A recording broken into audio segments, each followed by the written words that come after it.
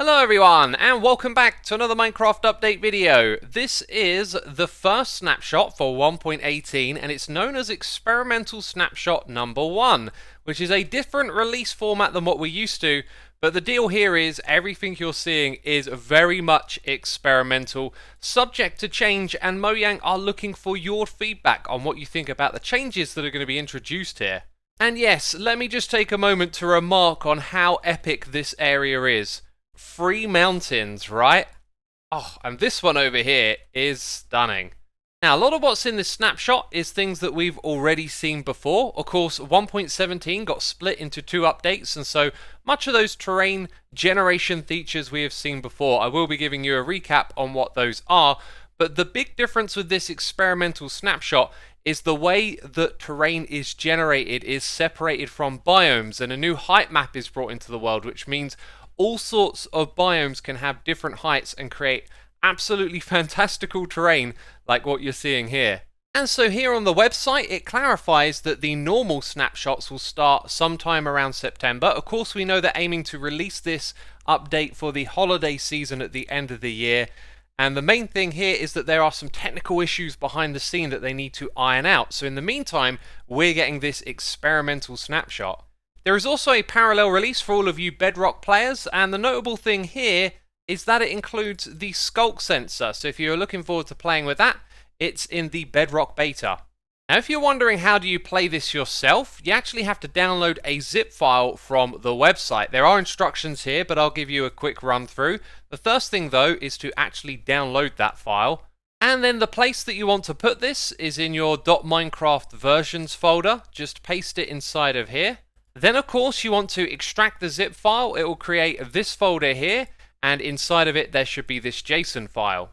Then inside the launcher you need to make sure that you have the modded checkbox marked over here, and then when you're picking what version you want to use to play the game, it should appear inside of this list. And a very important thing to note here is that this will be incompatible with any other version of Minecraft. You can't load or go into any other worlds. And I think now is the perfect time to express that this is not the sort of snapshot you actually want to play a normal Minecraft world in.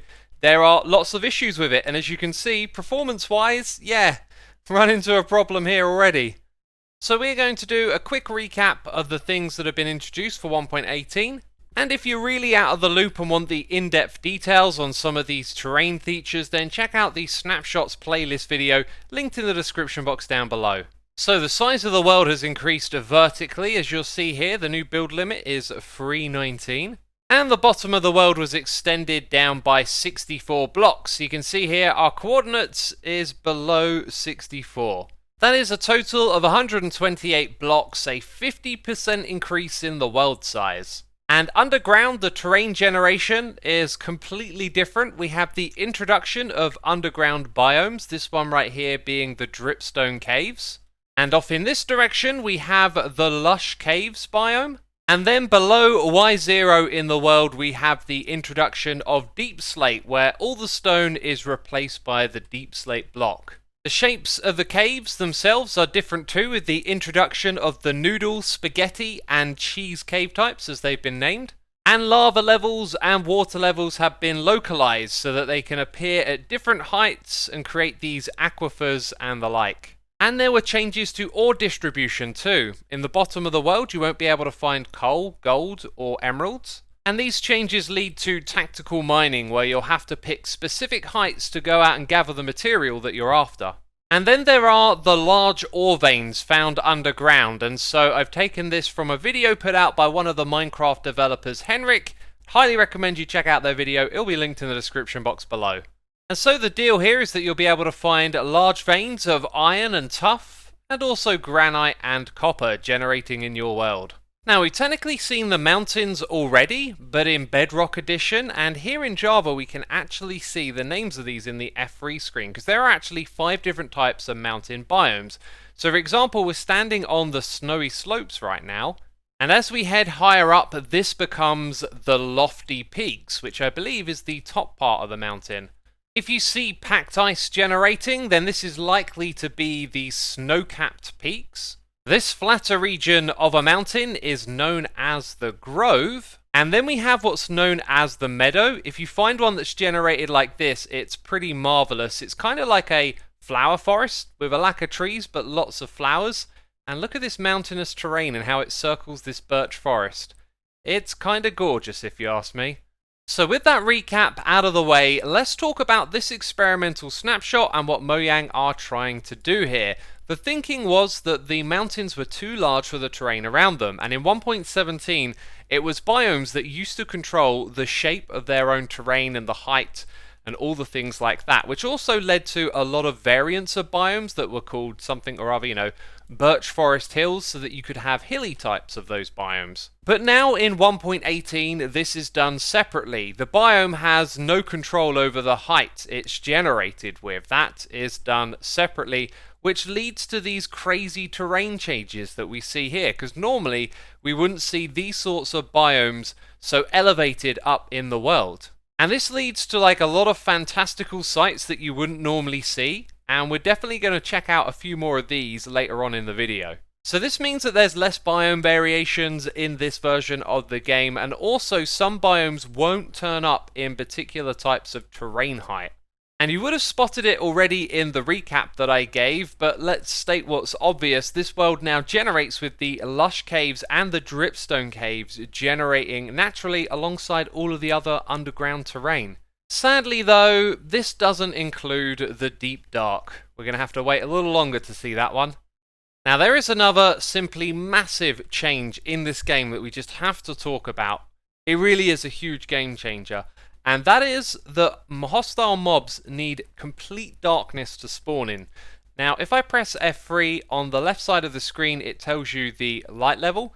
When we go all the way down here, this is light level 0. That is what it will now need to spawn inside of the world. For example, over here, this dim light, it's too much light for them to spawn.